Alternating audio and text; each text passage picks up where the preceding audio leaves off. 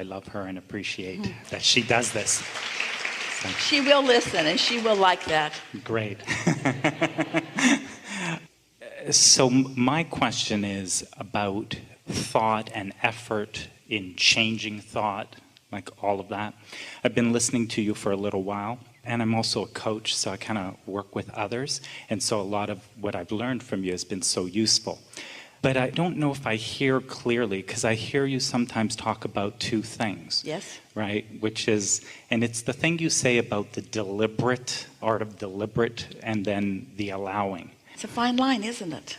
Because when you try hard, you're focused on a problem that you're trying to overcome. Yeah. So the problem is what's most active in your vibration.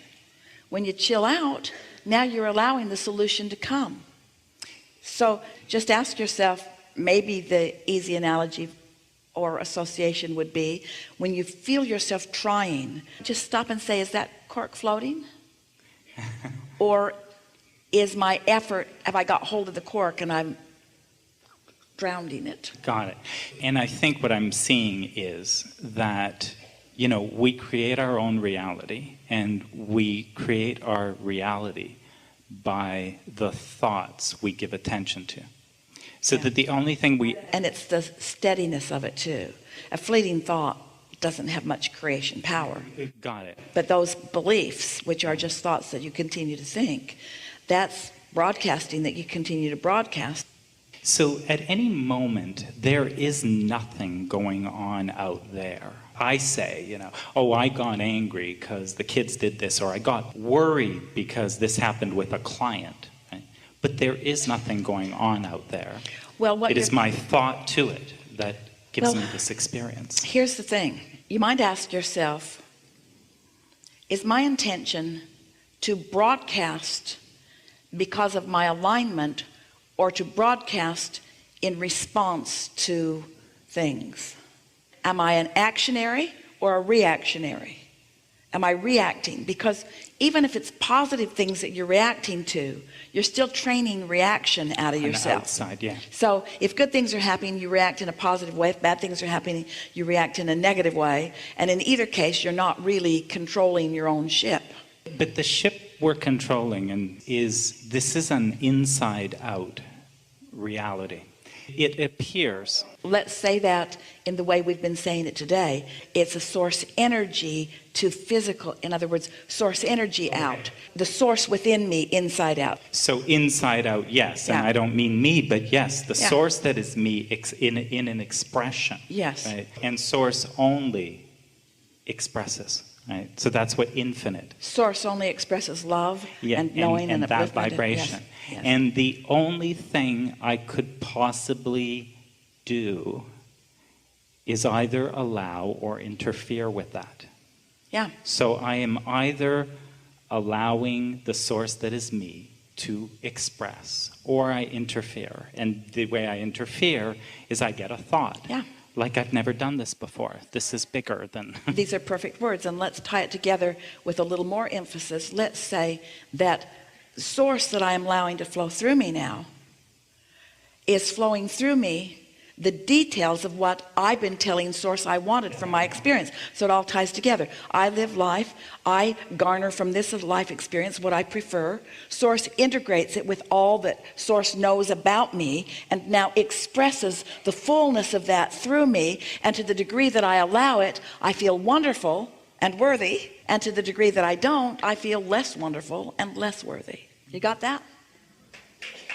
Cool. So when I get a thought, so then I doubt that I could do this, or this is bigger than I've done, or whatever. So let's use a different word, because it'll clarify something. Instead of saying when I get a thought, let's say when I receive a thought. Receive a thought. So I've received a thought. So now the logical question is, what receptive mode was I in from which I received the thought? Was I in the receptive mode of source, inside out, or was I in the receptive mode of vulnerability? It's because a lot of times you get what you think is inspiration because it comes in a strong way, because it's momentum and it occurs to you.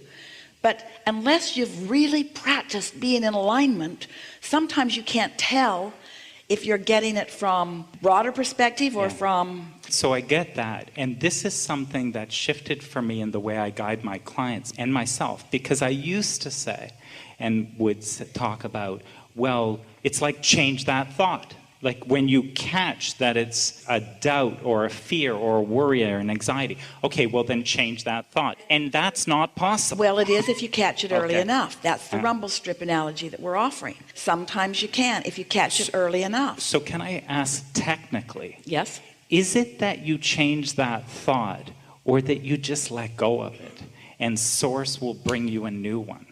It's almost the same thing, maybe even exactly the same thing, because changing a thought means letting go of one and taking hold of another. And give attention to another. And if there's not a lot of momentum going, it's easier to do. I got that.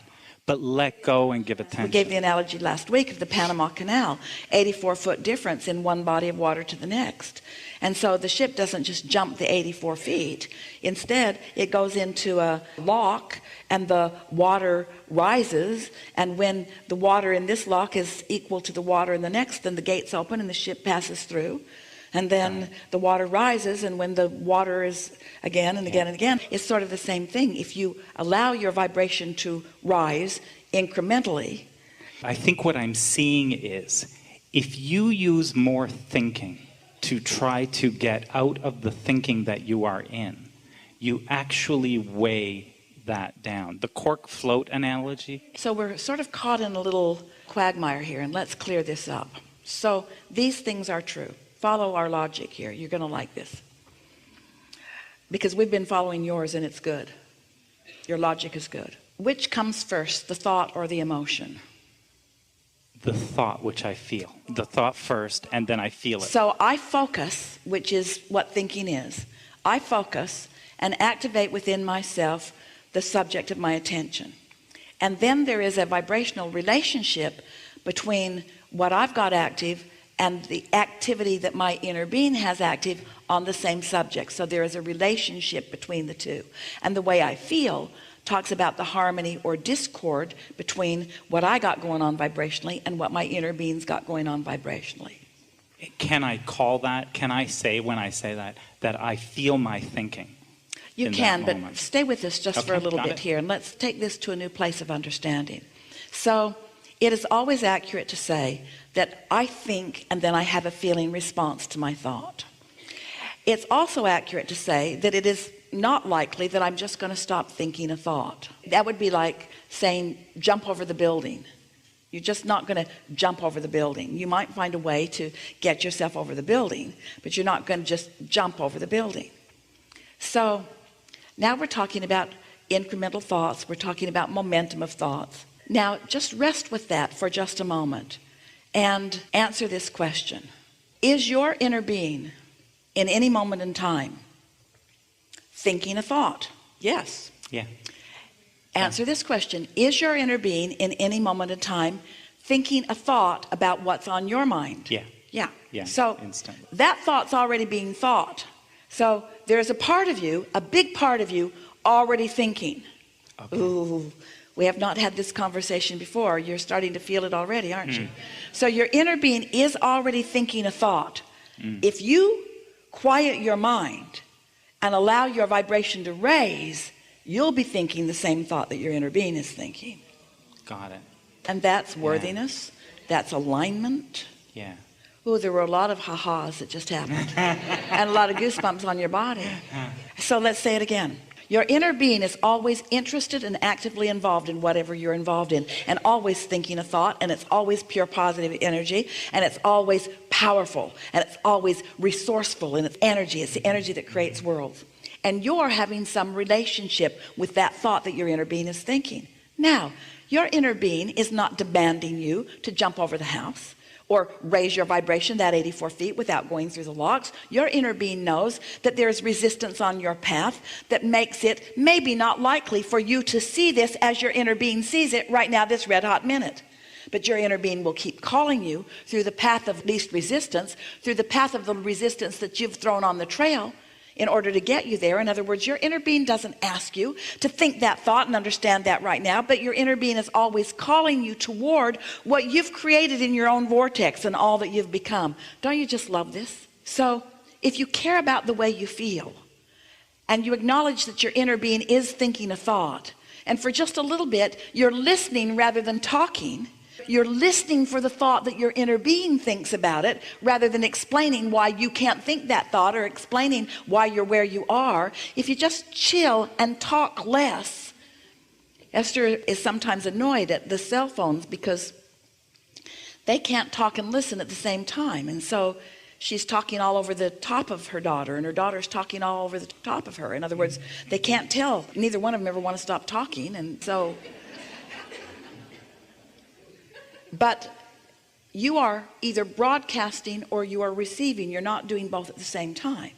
And so if you want to hear what your inner being is thinking, or let's say it better, if you want to be in on that high-minded thought that your inner being is thinking, then you got to stop spewing the lower-minded thought that you are spewing, which is the whole point of meditation, or the whole point of doing your best to chill. But to your point, you can't just stop thinking a thought. So you want to think the thoughts that let you go up the locks in the Panama Canal. Just try to find a thought that feels a little better, and a thought that feels a little better, and a thought that feels a little better, and a thought that feels a little better. And before you know it, you're in range, and now you're receiving the thought that your inner being is thinking about this. Great. And the stop talking so you can listen is also in the thinking. Or, good words, stop broadcasting so you can receive. Stop broadcasting for just a minute and see what you can pick up from the ethers. Yeah. And then that activity, like, well, that was a negative thought, so I need to think more positively, is just more talking. It's just more. And efforting. Which brings us full circle. So get out there on your favorite trail and walk briskly. Or run. Well, we were just doing one walk at a time here. So get out there and distract